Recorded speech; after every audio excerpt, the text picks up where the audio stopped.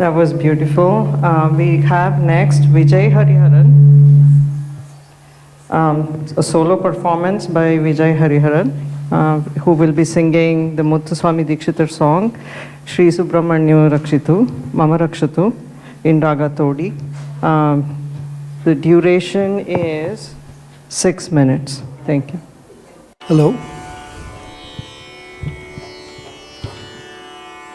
Hello everyone. I want to thank you all for the organizers for giving me this opportunity. I want to thank Mr. Shivakumar and Shreya for accompanying me here.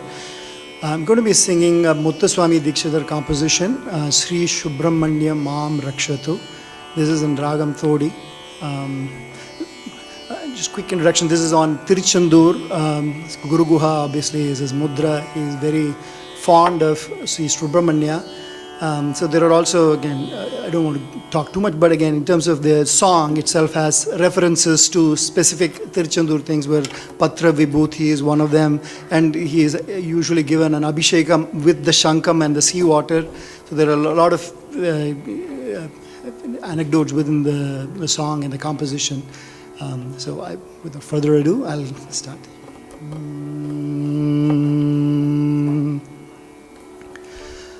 Shri Subramanya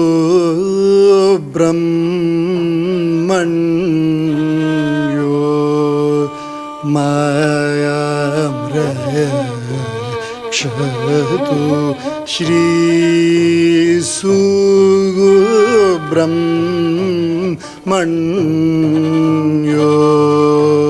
Mayam Rakshatu Shri Subramanya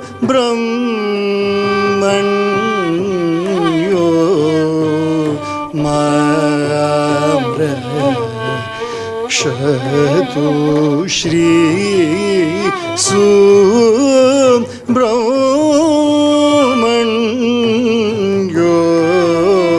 Mayam Rakshatu Shanmukha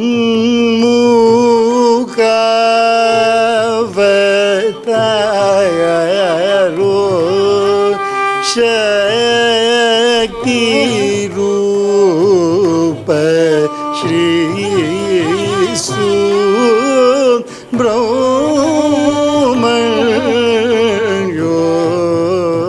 Mam Rakshatu Shanmukha Vatayaro Shakti Rupa Shri Subramanya Mam Rakshatu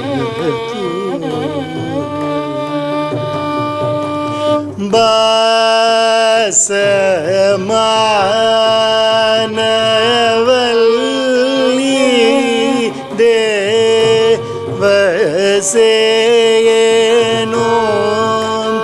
Bayara Dishaditayatva Bodhano Baradishaditayatva Bodhano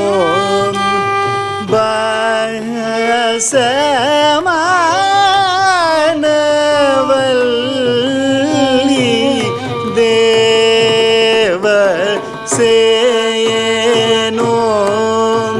Baradishaditayatva Bodhano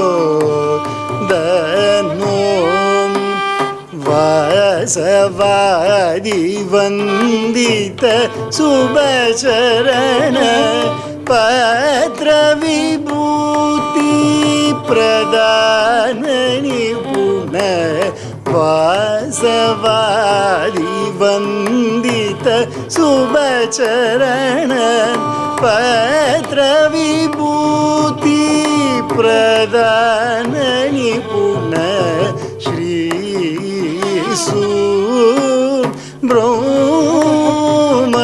सुब्रह्मण्यो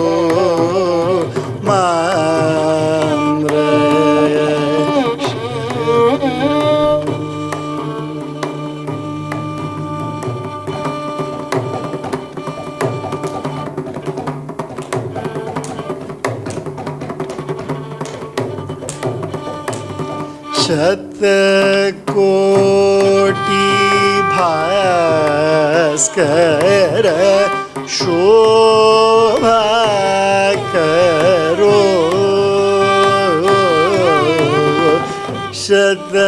शतकोटि Bhaskar शोभा करो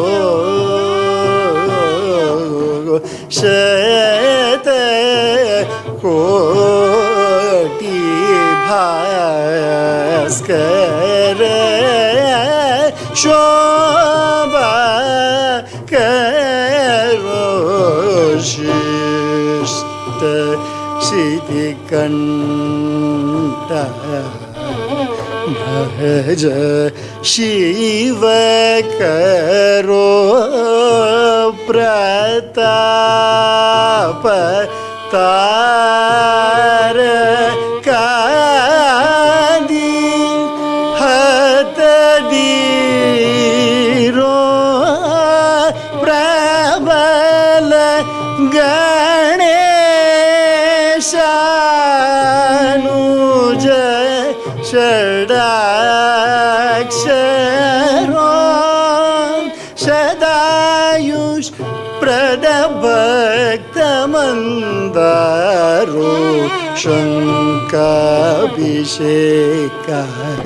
शङ्काभिषेकायुपचारो क्षितीश पूजित दिव्याम्बरो नववीरा नन्द गुरु गुहवर श्री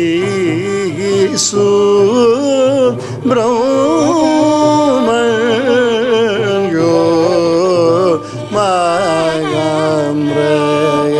मायाम्रयक्षतु